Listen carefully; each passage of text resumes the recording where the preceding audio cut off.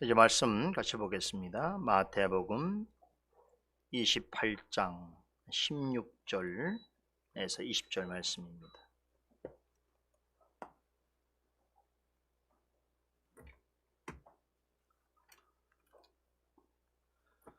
마태복음 28장 16절로 20절 말씀 봉독해 올리겠습니다. 열한 제자가 갈릴리에 가서 예수의 명하시던 산에 이르러 예수를 배웠고 경배하나 오히려 의심하는 자도 있더라. 예수께서 나와 일러 가라사대 하늘과 땅의 모든 권세를 내게 주셨으니 그러므로 너희가 가서 모든 족속으로 제자를 삼아 아버지와 아들과 성령의 이름으로 세례를 주고 내가 너희에게 분부한 모든 것을 가르쳐 지키게 하라. 볼지어다 내가 세상 끝날까지 너희와 항상 함께 있으리라 하시니라. 아멘. 사랑하는 성도 여러분, 참으로 존귀하고 복된 주일입니다. 방금 전에 우리 세 분의 성도님이 정규인 입회를 하는 시간을 가지게 되었고, 이제 조금 후에는 6개월 만에 성찬식을 거행하게 됩니다. 어찌나 기쁘고 감사한지요. 더불어 오늘 저는 매우 특별한 감사의 제목을 가지고 이 강단에 섰습니다. 오늘은 마태복음 강의 154번째 시간으로 오늘 강설을 끝으로 2017년 12월 17일 주일부터 시작해서 오늘 2021년 3월 27일까지 전해드리는 마태복음 강의 마침점을 찍으려 합니다. 그간 있었던 특별한 주일 행사를 제외하고는 꼬박 3년 동안 마태복음을 강설한 셈이 됩니다. 3년이라는 기간 동안 매 주일 한 성경을 지속적으로 강설한다는 것은 쉬운 일이 아닙니다.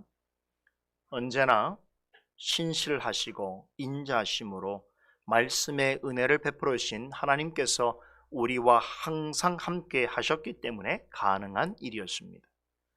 또한 성실과 인내로 말씀의 은혜를 사모하는 성도 여러분이 없었다면 불가능하였을 것입니다. 지금까지 이 복음서를 살펴보는 동안 여러 가지 일이 있었습니다.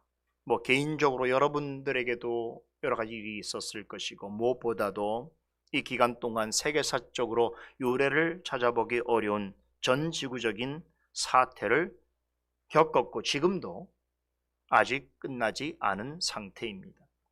그럼에도 본 강해를 통해서 말씀의 위로와 용기와 지혜를 베풀어 주신 하나님께 감사와 영광을 돌립니다.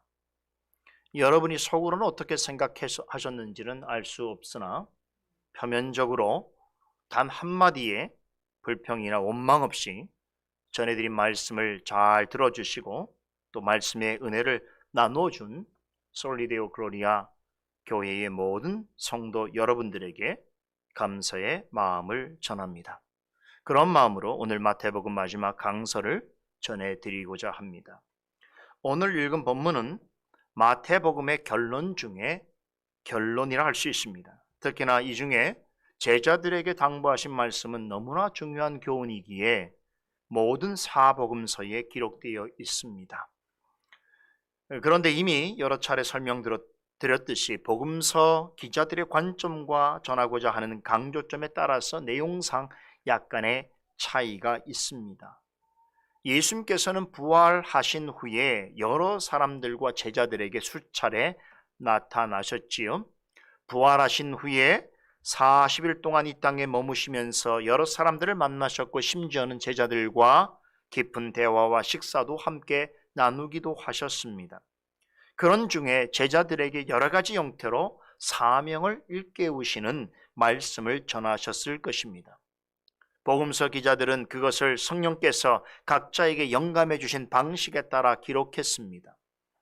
성령께서는 한 사람의 복음서 기자가 복음과 관련된 모든 이야기를 혼자 다 전하는 방식이 아니라 각자가 전하는 것을 완벽한 진리의 말씀이 되게 하시면서도 모든 복음서 기자들의 증언을 한데 모을 때 비로소 하나의 전체 이야기가 온전히 그려지도록 하셨습니다. 각각의 복음서가 나름대로 독특하게 끝맺는 것 같이 보이면서도 전하는 내용이 서로 다르거나 모순되는 것이 아니라 서로 절묘하게 보충되고 조화롭게 어울리는 방식으로 흠잡을 데 없는 완벽한 스토리를 제공해 주셨습니다. 언급한 것 같이 사복음서는 부활하신 예수님께서 제자들에게 주신 마지막 사명에 관한 교훈을 소개하면서 각각의 방식으로 끝을 맺고 있습니다. 그 중에서도 마태는 예수님께서 제자들에게 주신 마지막 사명이 무엇인지 가장 분명하게 전달하고 있습니다. 이 사명은 예수님의 승천부터 재림 때까지 이 땅의 지상교회가 행해야 하는 교회적 사명과 깊이 관련되어 있습니다. 마태복음 28장의 마지막 문단이 되는 오늘 본문은 11 제자가 여인들이 천사와 주님으로부터 직접 전해 듣고서 전한 대로 갈릴리로 가서 예수님께서 명하신 산에 이르게 되었다라고 하는 내용으로부터 시작되고 있습니다.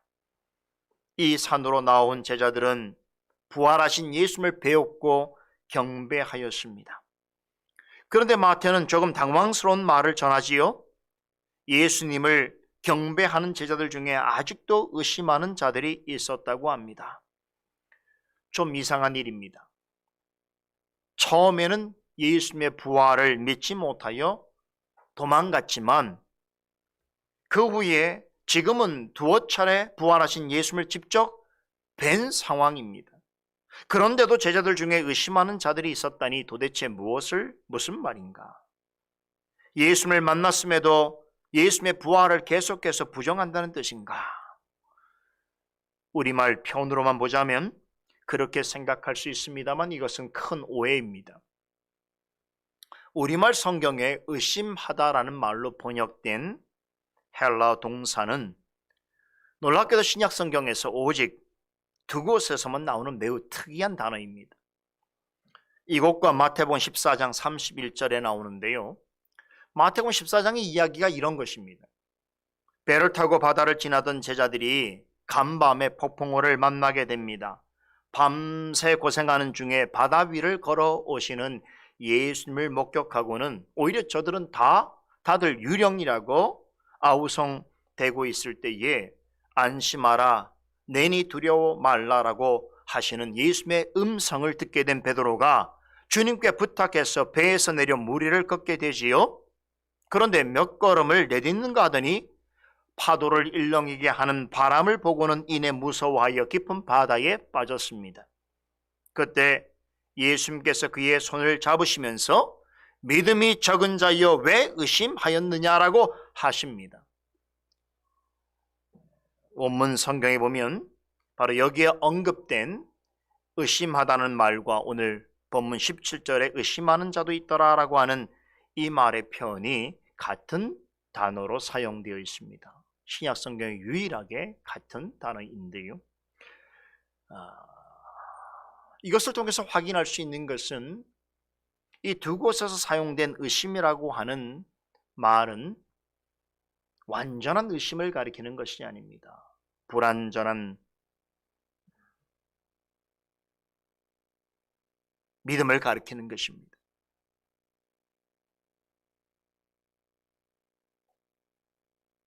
베드로가 예수님을 전혀 믿지 않았다고 한다면 예수님에게 부탁하지도 않았을 것이고 몇 걸음이라도 무리를 걷지 못했을 것입니다. 예수님께서 베드로에게 왜 의심하였느냐라고 말씀하신 것은 그가 믿음이 전혀 없어서가 아니라 그의 불완전한 믿음을 지적하신 것입니다. 예수님을 뵙고 경배하는 제자들에게도 이런 형태의 불완전한 믿음이 있었다라고 하는 뜻이지요. 부활하신 예수님에게서 메시아의 영광을 확인하고 그 앞에 엎드려 경배하면서도 그 같은 순간에 지금 자신들이 경험하고 있는 것이 도저히 믿기 어려운 너무나 기이한 일인지라 다른 한편으로는 미심쩍어 하는 이중 심리가 그들에게 있었다라고 하는 뜻입니다. 앞서 무덤이 비어 있는 것을 발견한 여인들이 천사가 전해준 예수님의 부활 소식을 들었을 때와 비슷한 느낌이지 않았을까 생각됩니다. 한편으로는 너무나 감격스럽고 기쁘면서도 다른 한편으로는 왠지 무섭고 혼란스러운 생각이 드는 복잡한 감정을 표현한 것입니다. 분명 예수님이 부활하셨다는 것은 의심할 수 없는 진실이기에 그분 앞에 엎드려 경배 드리는 것이 마땅하나, 전에 예수님을 부인하고 도망친 자들이 이제 부활하신 예수님을 맞으러 다 같이 산에 올라서 다시 뵙게 되고 직접 교훈까지 듣게 되니 기쁘고 감격스러우면서도 다른 한편으로는 과연 이것이 사실인가? 이것이 도대체 무슨 일인가 하는 놀람과 의문을 떨치지 못하고 있었던 것입니다. 마태는 제자들의 그런 복잡한 심리를 의심이라고 하는 단어로 묘사해 주고 있습니다. 여러분, 지금 제가 설명드린 제자들의 심리를 이해하실 수 있겠습니까? 내심 좋고 기대하면서도 한편으로는 두렵고 미심쩍어 하는 다른 마음을 가지고 예수님 앞에 바짝 엎드려 있는 그런 마음인 것입니다. 여러분, 우리도 제자들과 같은 이런 마음을 가질 때가 있지요? 예수님이 전하여 주신 말씀들과 행하신 일들을 들으면서 우리는 얼마나 많이 놀라워하고 또 감격스러워합니까? 그러면서 다른 한편으로는 여전히 미심쩍어하는 생각을 완전히 놓지 못한 채, 그래서 늘 우리 자신에게는 말씀을 들었는데도 풀리지 않는 어떤 고민과 의문 속에 갇혀 지낼 때가 있습니다. 그런데 말이지요, 이런 일을 무조건 부정적으로만 생각할 필요는 없습니다. 믿는 사람이라고 해서 다 똑같을 수는 없습니다.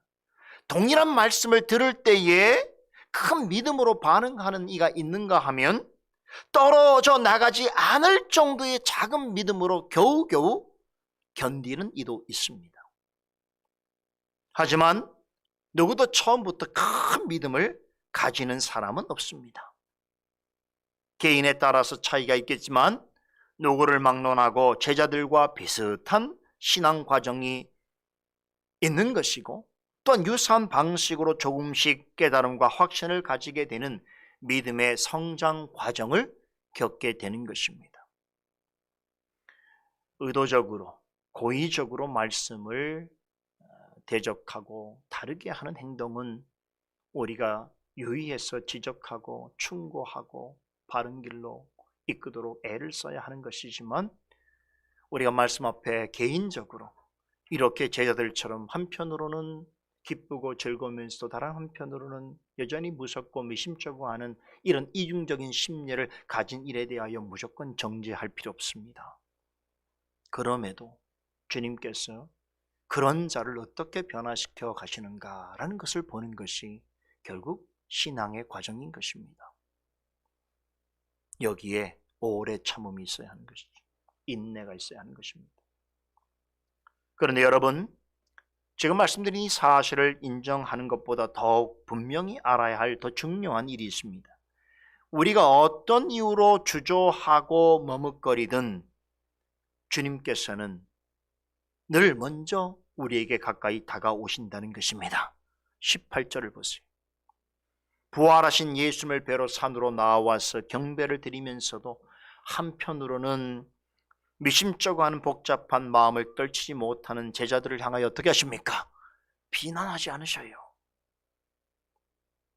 그들이 가진 연약함과 본질적인 한계를 이유로 그들을 내치지 않으십니다. 감격스러우면서도 두려워하고 기대하면서도 혼란스러워하는 그들에게 가까이 다가오셔서 먼저 손을 내밀어 주시고 안심시켜 주십니다. 주님은 이런 분이에요. 그동안 제자들이 보여준 실망스러운 모습을 생각하노라면 한 번 정도는 크게 역정내실 만도 한데, 그렇지요? 부활하신 예수님을 몇 차례 배웠음에도 여전히 확고하지 못한 믿음을 보이는 제자들을 책망하실 만도 한데, 오히려 그들에게 위로와 용기를 주시려고 다가서고 계십니다. 그리고는 부활이 전하는 중요한 의미를 가르쳐 주시고 그들을 통해 이루실 영광스럽고 복된 사역에 대해서 알려주십니다. 마태복음의 최종 구절이자 결론이라고 할 수 있는 18절로 20절에 기록되어 있는 말씀이 바로 그것입니다. 우리 다 같이 한 목소리로 18절에서 20절 말씀을 같이 읽어보겠습니다. 예수께서 나와 일러 가라사대 하늘과 땅의 모든 권세를 내게 주셨으니 그러므로 너희는 가서 모든 족속으로 제자를 삼아 아버지와 아들과 성령의 이름으로 세례를 주고 내가 너희에게 분부한 모든 것을 가르쳐 지키게 하라. 볼지어다 내가 세상 끝날까지 너희와 항상 함께 있으리라 하시니라.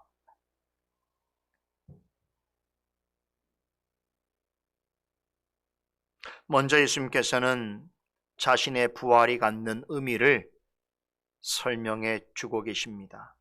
부활은 하나님으로부터 자신이 하늘과 땅의 모든 권세를 받으셨다는 것을 의미하는 것이라 라고 설명해 주시지요. 이 부분은 매우 중요합니다.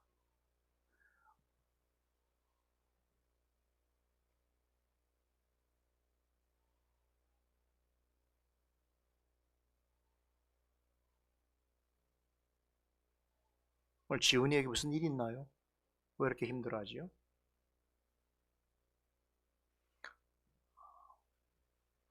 그동안 우리는 신학적이고 교리적으로 예수님의 부활이 지니는 의미에 대해서 많이 듣고 배워왔습니다. 이것을 우리가 잘 알아야 하지요. 그런데 본문 말씀을 이해하는 것은 이보다 훨씬 더 중요합니다. 왜냐하면 부활하신 예수님께서 직접 자신의 부활의 의미를 설명해 주시기 때문입니다. 다른 누가 어떤 신학자가 어떤 목회자가 예수님에 대해 부활에 대해서 이야기하는 것이 아니고 예수님 자신이 자신의 부활의 의미를 말씀해 주고 계신다는 것이죠. 부활이란 하나님으로부터 하늘과 땅의 모든 권세를 부여받는 일이라고 설명하십니다. 그렇다면 예수님께서 하나님으로부터 받은 하늘과 땅의 모든 권세는 무엇을 의미하는가 궁금해질 수밖에 없지요.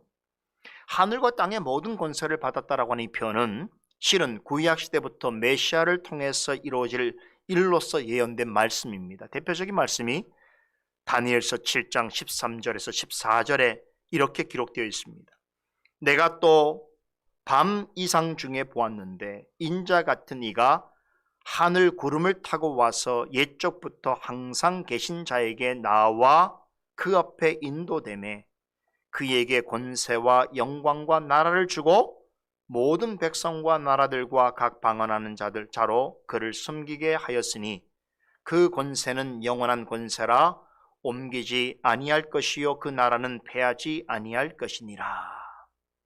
이 말씀에서 다니엘 선지자가 환상 중에 본 인자 같은 이는 장차 메시아로 오실 예수 그리스도를 가리킵니다. 그리고 옛적부터 항상 계신 이는 하나님이십니다. 다니엘은 인자 같은 이인 예수님이 옛적부터 항상 계신 하나님으로부터 그분의 권세와 영광과 나라를 받으실 것을 예언하였습니다. 예수님께서는 자신의 부활로서 이 예언이 비로소 성취되었다는 것을 전하십니다. 다니엘의 예언을 좀 더 살펴보면 다니엘은 환상 중에 본 부활하신 예수님을 하나님으로부터 특별한 권세를 받으신 분이라고 하는데 이 권세라고 하는 말이 다니엘서 7장 14절에는 3번이나 반복해서 언급되고 있습니다. 다니엘 선지자는 이에 대해서 설명을 덧붙이기를 이 권세는 모든 민족과 백성을 다스리는 권세요 영원토록 사라지지 않을 권세요 멸망하지 않는 나라의 권세라고 합니다. 즉 예수님은 하나님께서 창조하신 모든 세계와 그 가운데 이루실 하나님 나라와 택하신 백성을 영원토록 다스리실 권세를 가지신 유일한 분이시다라고 하는 것을 전한 것입니다. 물론 예수님은 부활하시기 전에도 이와 같은 권세를 가지고 계셨습니다. 그럼에도 부활 후에 하늘에 오르시기 전에 다니엘서 7장의 예언을 인용하셔서 마지막으로 말씀하시는 이유가 있습니다. 진즉에 하나님으로부터 받으신 이 권세가 부활과 함께 더욱 분명하게 드러났다라고 하는 것이지요. 이제 곧 하늘에 오르셔서 하나님 우편에 앉으시면 하늘과 땅을 다스리는 최고의 권세를 영원토록 발휘하게 되실 것을 알려주고 계시는 것입니다. 마태복음 11장 27절에 보면 예수님께서는 공생의 기간 중에도 하나님 아버지께서 모든 것을 내게 주셨다라고 이미 선언하신 적이 있습니다. 그런데 부활 사건을 통해서 하나님의 영원한 주재권과 통치권을 완전히 위임받은 예수님께서는 하늘과 땅의 모든 것을 지배하고 다스리시는 만왕의 왕이시요 영원한 왕이시라는 것을 더욱 분명히 드러내신 것입니다. 이 같은 권세가 예수님에게 없었던 적은 없지만 죽은 자 가운데 다시 살아나셨을 때까지는 이 권세는 아주 소수의 사람들에게만 알려졌었습니다. 그런데 부활 후에야 하나님으로부터 하늘과 땅의 모든 권세를 받으신 만유의 주요 그 권세를 가지고 모든 것을 다스리시는 만왕의 왕이시라는 사실이 온 천하에 알려지게 된 것입니다. 사도 바울은 빌립보서 2장 8절로 11절에서 이 상황을 이렇게 설명합니다. 하나님께서는 자기를 비어 종의 형체를 가짐으로 사람들과 같이 되셔서 십자가에 죽기까지 복종하신 예수님을 지극히 높이시고 모든 이름 위에 뛰어난 이름을 주사 하늘에 있는 자들과 땅에 있는 자들로 모든 무릎을 예수의 이름 앞에 꿇게 하시고 모든 자들로 하여금 예수 그리스도를 주라 시인하여 하나님 아버지께 영광을 돌리게 하셨다라고 전합니다. 사도에 따르면 이러한 일이 예수님의 부활로서 하나님의 구원 역사 가운데 보다 분명하게 나타났다. 그리고 이후에 예수님께서 하나님의 오른편에 앉으시는 그런 승천으로서 유감없이 발휘되게 되었다라고 전하고 있습니다. 오늘 본문 18절을 통해서 예수님께서 강조하고자 하시는 내용이 바로 이것입니다.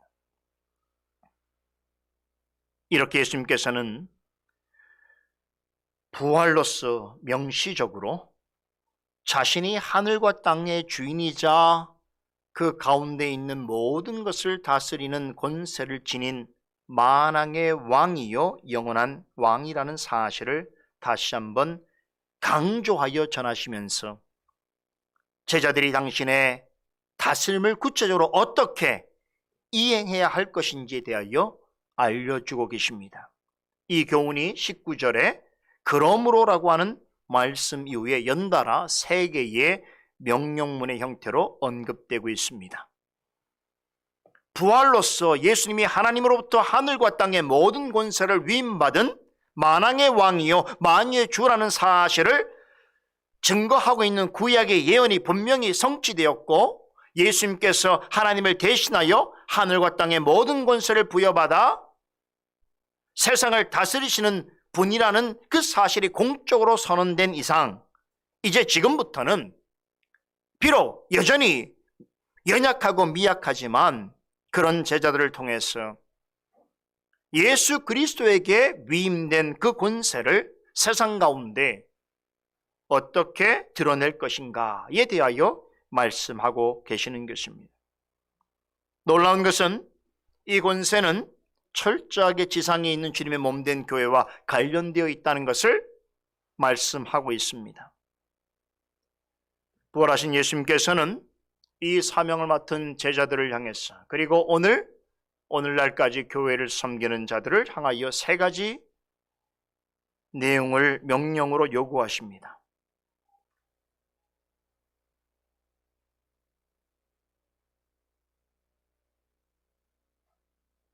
첫째, 가서 모든 족속으로 제자를 삼으라고 하셨습니다. 하늘과 땅의 모든 권세를 위임받은 예수님을 따르는 제자들이 수행해야 할 가장 우선되는 임무는 이제부터 세상으로 나아가 모든 족속들 가운데서 주님의 제자를 부르는 사명을 감당해야 하는 것이었습니다. 여기서 말씀하신 모든 족속이란 유대인과 이방인을 포함한 모든 사람을 의미합니다. 쉽게 말하자면 제자들에게 너희는 세상의 모든 곳까지 복음을 전파하여 하나님의 백성을 구원하라 라고 하신 것입니다. 예수님께서 부활하시기 전까지 유대인들은 하나님의 구원은 오직 자신들의 민족에게만 제한되어 있다라고 하는 잘못된 선민 사상에 빠져 있었습니다. 그러나 예수님께서는 십자가 죽음과 부활을 통하여 그것이 얼마나 편협하고 어리석은 생각인가를 드러내셨습니다. 유대인들은 하나님의 은혜로 다른 민족들보다 먼저 복음의 특권을 받아 누렸습니다. 그럼에도 하나님께서는 구약시대부터 예수님을 통해서 이방인들에게 생명의 유업이 허락되었고 그들에게도 하나님의 구원이 이루어질 것을 이미 알리셨습니다. 그 대표적인 말씀이 이사야서 49장 6절에 이렇게 증거합니다. 너로 이방의 빛을 삼아 나의 구원을 베풀어서 땅끝까지 이르게 하리라. 이 유명한 예언은 하나님께서 창세전부터 장차 오실 그리스도를 이방인을 구원하는 빛으로 삼으시고 이 일을 위하여 이루기 위해서 예수님으로부터 부르심을 받은 제자들을 통해서 땅끝까지 복음을 전파하게 하실 것을 예고한 것입니다. 이미 이사야 시대부터 이방인을 향한 하나님의 구원 계획을 아주 명료하게 증거하셨습니다. 예수님이 부활하신 후로 사도들은 그래서 이러한 하나님의 구원 계획을 깨닫고서 자신들을 이방인들에게 복음을 전하는 이방인의 사도라고 부르며 그렇게 활동했습니다. 이는 예수님이 하늘과 땅의 모든 권세를 지닌 만왕의 왕이요 영원한 왕으로서 다스리실 그분의 나라와 백성의 실체가 무엇인가를 명확하게 증거해 주고 있습니다. 하늘과 땅의 왕이신 예수님이 다스리신 나라와 백성은 이 세상에 속한 어느 한 나라나 한 민족이 아니라라는 것입니다. 하나님께서는 아브라함을 부르실 때에 땅의 모든 족속이 너로 인하여 복을 받으리라 라고 약속하셨습니다. 이 약속을 성취하신 이가 바로 우리 주 예수 그리스도이십니다. 이 약속의 성취자답게 예수님의 다스림은 땅의 모든 민족을 대상으로 합니다. 예수님의 권세에 의해 통치되어지는 그의 나라는 땅의 모든 족속을 향해서 열려있는 나라입니다. 또한 그의 백성은 세상의 모든 민족 중에서 복음을 통해 부르신 자들입니다. 이러한 하나님의 구원 계획을 이루시기 위해서 예수님께서는 승천하여 하나님 우편에 계시는 중에도 부르심을 받은 사역자들을 통해서 만민에게 복음을 전파하게 하시는 것입니다. 유대인만이 아니고 모든 이방인들에게도 그들 가운데 있는 택하신 자들을 하나님의 백성으로 삼으시고 그리스도의 몸된 교회로 부르시기 위해서 복음을 전파하게 하시는 것입니다. 여러분, 세상 나라와 세속 권력자는 다른 나라, 다른 백성을 짓밟고 정복하여 자신의 다스림 아래 두려고 합니다. 요즘 미얀마 사태 아시죠? 같은 민족끼리, 같은 백성끼리 권력을 가진 자들이 어떻게 그 권력을 유지하고 권력으로 자신의 뜻을 이루기 위해서 같은 백성이라도 그렇게 짓밟고 그렇게 할 수 있는가? 이게 인간 사회죠. 그러나 예수님께서는 성령과 말씀을 통해서 죄사함과 화평과 영생의 축복을 전하게 하심으로 당신의 통치 아래 두십니다. 세상의 다스림은 힘과 재물로 억누르고 착취하는 것이 일반적입니다. 그러나 주님의 통치는 말씀으로 섬기며 돌보는 그런 다스림으로 모든 민족 가운데 택하신 자들을 제자로 부르시는 은혜의 역사로 나타납니다. 여기에는 한 가지 중요하게 생각해야 할 공통적인 전제가 있습니다. 모든 족속으로 제자로 삼고자 할 때에 우선은 제자를 삼기 위해 말씀을 가지고 가야 합니다. 무슨 말입니까? 교회가 영적으로 잠들어 있으면 안 된다는 것입니다. 교회는 결코 게으르거나 나태해서는 안 됩니다. 아무리 코로나 때문에 우리의 활동에 제약을 얻고 또한 우리의 움직임에 부담스러운 부분이 있다고 하더라도 여러분, 그렇다고 영적으로 잠들어 있거나 무활동해서는 안 되는 것입니다. 주님의 제자된 자들은 주님의 뜻을 이루기 위해서 부지런히 움직여야 하며 복음을 가지고 앞으로 전진해 가야 하는 것입니다. 이때 하나님께서 주신 성경 외에 다른 성경을 사용하거나 복음 외에 다른 수단을 사용해서는 안 됩니다. 어느 민족, 어느 시기, 어떤 사람에게 나갈지라도 항상 같은 복음을 전해야 하는 것입니다. 예수님과 사도들이 가르친 것과 동일한 말씀을 전파하고 그것으로 가르치고 양육해야 하는 것입니다. 여러분, 이게 동일한 전제예요. 이것은 초대시대나 중세시대나 종교개혁 시대나 근대시대나 오늘 우리 시대나 동일하게 복음을 맡은 자가 행해야 될 사명인 것입니다.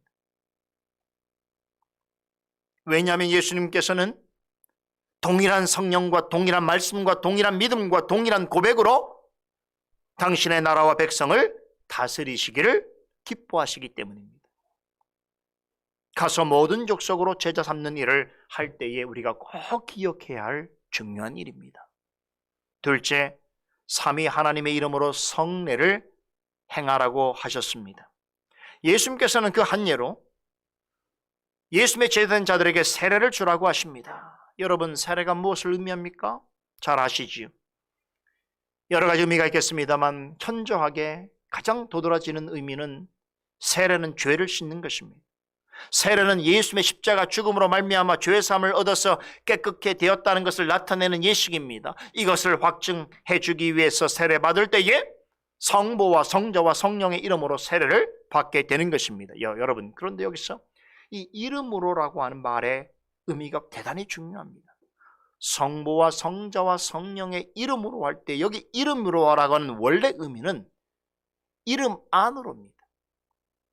이름이 수단이 아니고 이름 안으로. 여기서 이름은 무엇을 얘기하는 것입니까? 바로 삼위 하나님의 현존하심을 가리키는 것입니다. 즉 성부와 성자와 성령의 이름으로 세례를 받는다는 것은 성부와 성자와 성령 하나님의 그 현존하심 안으로 들어간다는 것입니다. 들어가서 삼위 하나님과 연합되는 것입니다. 세례는 성부 하나님의 무한한 사랑 안으로, 성자 하나님의 죽으심의 은혜 안으로, 그리고 성령 하나님의 내주 속으로 들어가는 것을 뜻하는 것입니다. 그렇게 하여서 삼위 하나님과 연합되어지고 나아가 삼위 하나님의 소유가 되며 삼위 하나님으로부터 보호와 돌보심을 받게 되는 것입니다.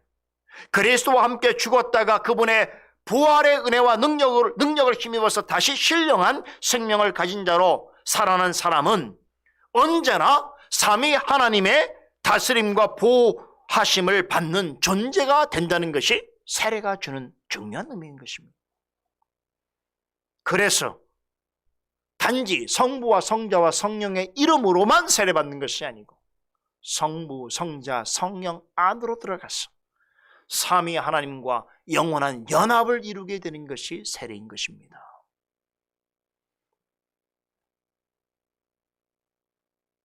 그래서 성부, 성자, 성령의 이름으로 세례를 베풀라는 것은 이러한 중대한 의미를 지니고 있는 이 세례가 가리키는 예식의 의미와 은혜를 세상 가운데 전파하라는 것이, 그냥 세례만 주는 것이 아니고 군대에서 세례 주는 것으로 만족하는 것이 아니고 이 세례가 주는 진정한 의미가 무엇이냐? 왜 그렇습니까? 세례 안에 놀라운 삼위 하나님의 은혜와 구원의 역사에 관한 참된 지식이 있기 때문에, 그래서 이 세례를 전파할 때에 성부와 성자와 성령 안으로 연합되어지는 이 놀라운 역사를 가르치라는 것입니다. 전파라는 것입니다.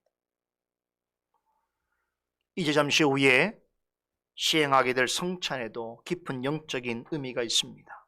성찬은 단지 빵과 포도주를 먹고 마시는 교회 예식이 아닙니다. 성찬을 성례로 제정하신 그리스도께서는 눈에 보이는 빵과 포도주를 통해서 자신이 왜 십자가에 죽으셨으며 3일 만에 부활하셨는가를 가르치시기를 원하십니다. 성찬상에 놓여있는 빵과 포도주를 먹고 마시는 것은 그리스도의 죽음을 상징하는 그분의 살과 피를 영적으로 먹고 마시는 것을 뜻합니다. 그럼으로써 우리를 위해서 십자가에 죽으시고 부활하신 예수님은 우리의 생명을 주관하시는 하나님이시며 또한 우리의 영혼의 생명의 양식을 공급하시기에 영적으로 올바로 자라나기 위해서는 잠시라도 그분으로부터 떨어져서는 안 될 것이며 그분에게 항상 연합되어 있는 지체로 성령께서 말씀을 통해 밝히 드러내시는 은혜로 그분과 깊이 교제하면서 그분으로 말미암아 날마다 새롭게 살아가야 하는 존재라는 것을 가르쳐주는 것이 바로 성찬인 것입니다. 성례에 담긴 이런 깊은 의미를 안다면 결코 사사로이 행하거나 함부로 참여해서는 안 되는 것입니다. 예수님께서 제정해 주신 성례는 반드시 외적인 표지를 통해서 드러나는 복음의 참된 의미를 알고서 주님의 뜻을 따라서 바르게 시행할 수 있는 사역자만이 주님의 권세를 대표해서 베풀 수 있는 예식입니다. 여러분, 왜 합법적인 사역자들을 통해서만 이 예식을 행하라고 하시는가? 그 의미를 깊이 이해하셔야 됩니다. 왜냐하면 이 성례에는 복음의 핵심적인 진수와 같은 내용이 포함되어 있기 때문에 그래요. 그래서 개혁자들은 성례를 행하기 전에 성례와 관련된 그 성례가 나타내는 의미를 회중 앞에 설명하고 그것을 통해서 이 성례를 통하여 오늘 우리에게 주시는 영적인 은혜와 축복을 가르친 것입니다.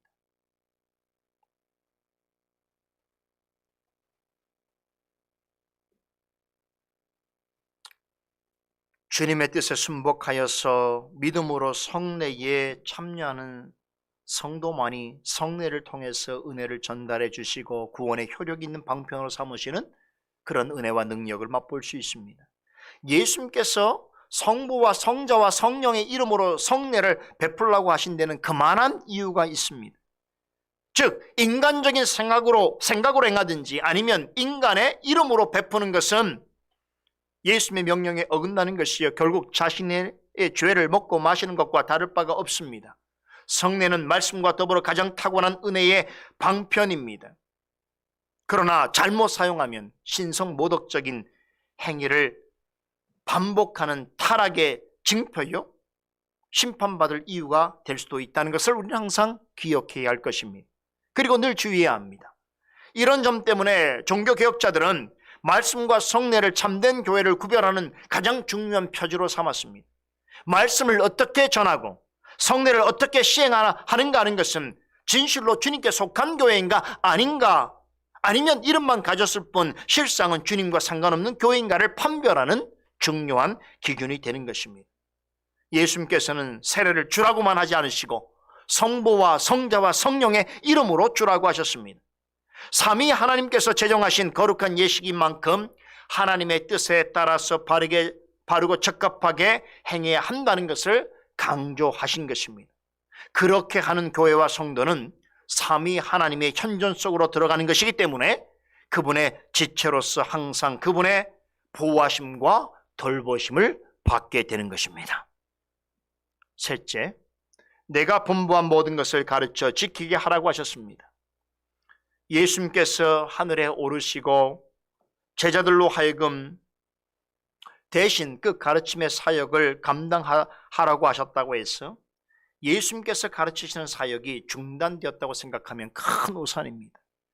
예수님은 지금도 또한 앞으로 영원히 교회의 유일한 스승이시요 우리의 유일한 교사로 계십니다. 다만 이 땅에 계실 때하고는 다른 방식으로 가르치시는 사역을 지속하고 계십니다. 만왕의 왕이신 그리스도의 다스림에 순복하는 사역자들을 통해서 이 땅 성도들에게 당신이 명령하신 모든 것을 가르치고 지키게 하십니다. 그래서 말씀 사역자라고 한다면 절대로 자신의 생각과 이상과 야망에 따라서 가르치고 다스리려고 해서는 안 됩니다. 예수님께서 갈릴리 바닷가에서 다시 만난 베드로에게 마지막으로 명하신 이유가 무엇이었습니까? 내 양을 치라, 내 양을 먹이라 하셨습니다. 너의 양, 너의 백성, 너의 나라로 만들지 말라는 것입니다. 하나님의 나라와 하나님의 백성을 다스릴 유일한 권세를 가지신 만왕의 왕이여 교회의 머리이신 그리스도께만 순종하여 그의 다스림을 기쁘게 받는 그분의 백성이 되게 하라고 하시는 것입니다. 이게 말씀 사역자들에게 주어진 가장 중요한 사명인 것입니다. 이것은 모든 세대에 복음으로 주님의 제자를 삼고 가르치는 사명을 맡은 사역자들에게 주시는 공통된 명령입니다. 사역자는 주님께서 분부하신 것들을 충실하고 순전하게 마치 그분의 손에서 직접 받아 건네주듯이 그렇게 전해야 하는 것입니다. 제가 지난주에 아주 오랜만에 친한 친구 목회자를 만났습니다. 한 20년 만에 만나서 같이 우리 교회에도 잠깐 방문했는데, 그 사이에 그 친구가 우리 교회 유튜브에 들어와서 저의 설교를 몇 번 듣고 그러면서 저에게 와서 하는 말이,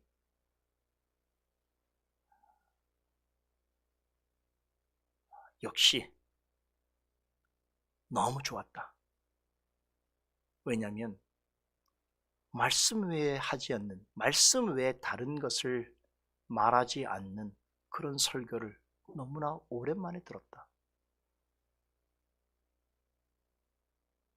그런 설교를 함께 듣고 나눈다는 것이 큰 행복이라고 저에게 이야기했습니다. 여러분,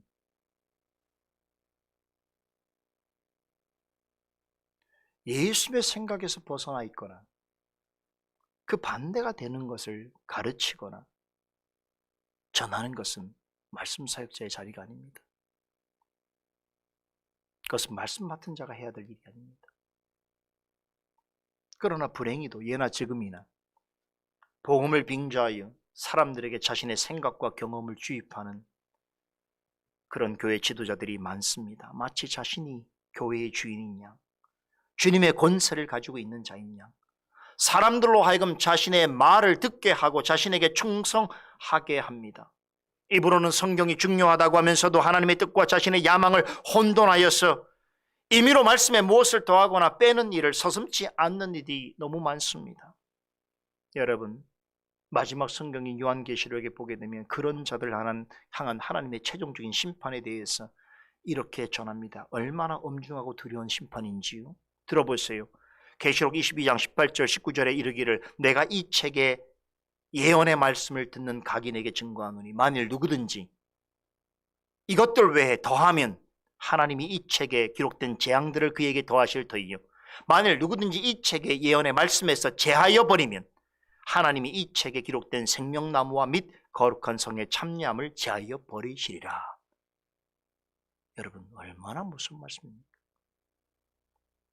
교회와 사역자는 주님의 권세로 주님의 제자를 만드는 일에 힘을 써야 하지, 사람의 제자를 만들려고 하는 것은 잘못된 것입니다.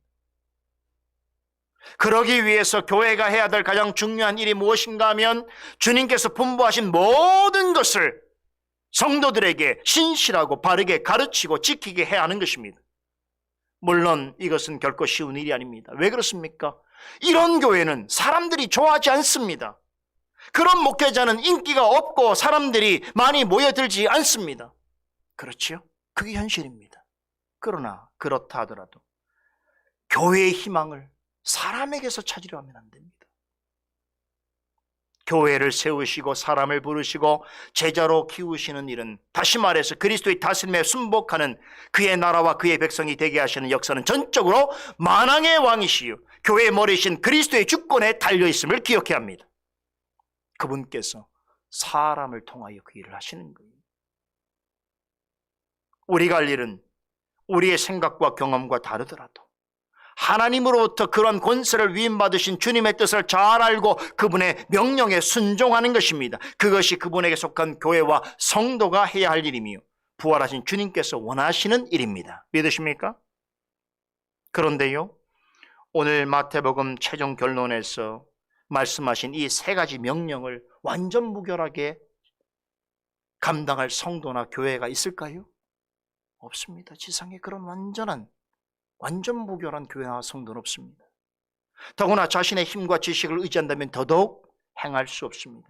그럼에도 하늘과 땅의 모든 권세를 지니신 예수님께서는 주님께 속한 모든 교회와 성도들에게 이 일을 행하라고 하십니다. 할 수 있는 능력이 없는 자들에게 어떻게 이 거룩한 사명을 감당하라고 하시는 것인가?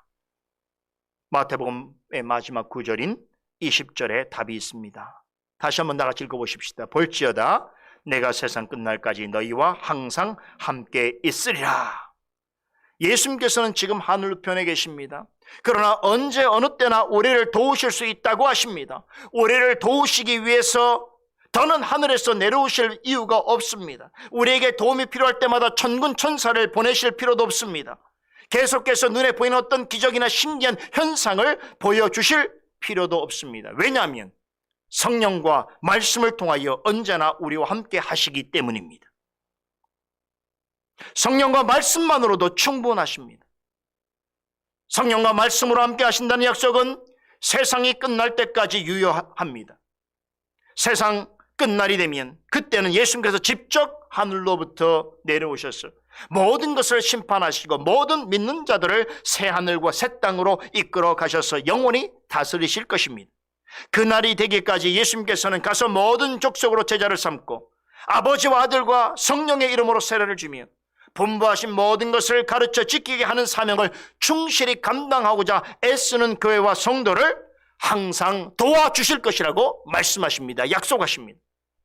좋은 날을 만나든 나쁜 날을 만나든 기뻐하든 슬퍼하든 지상에 있는 참된 교회가 어떠한 상황 가운데 처해 있든 오늘 우리 솔리데오 글로리아 교회가 어떤 일을 만나든 언제 어느 때나 주님을 전하는 성령과 말씀으로 항상 함께 하실 것입니다.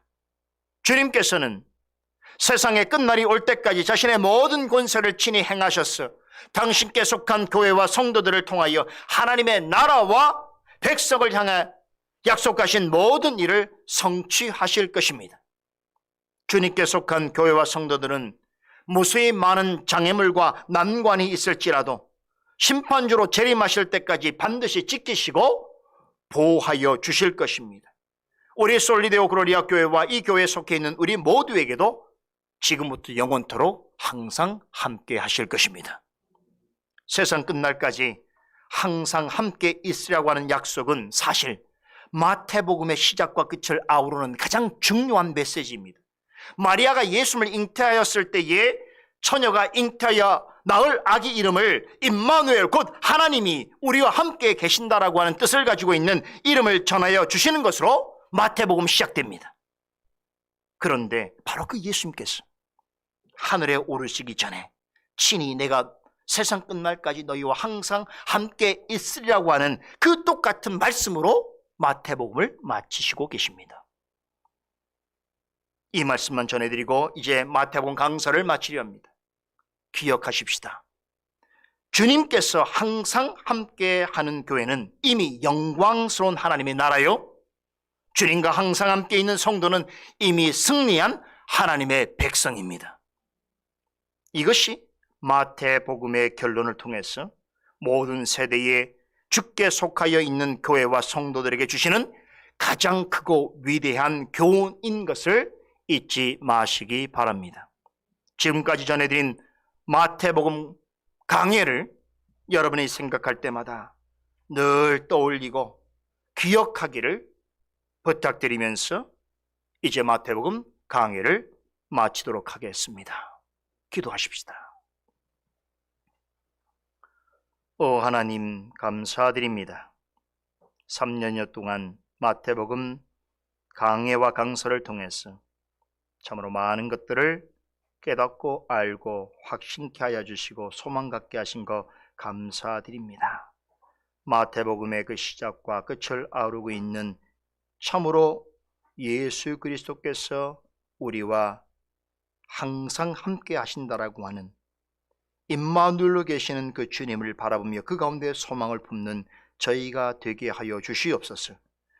주여, 세상 끝날까지 솔리데오 글로리아 교회와 이 교회에 속하여 있는 모든 주의 자녀들과 항상 함께하여 주시옵소서. 예수 그리스도 이름으로 기도드리옵나이다. 아멘.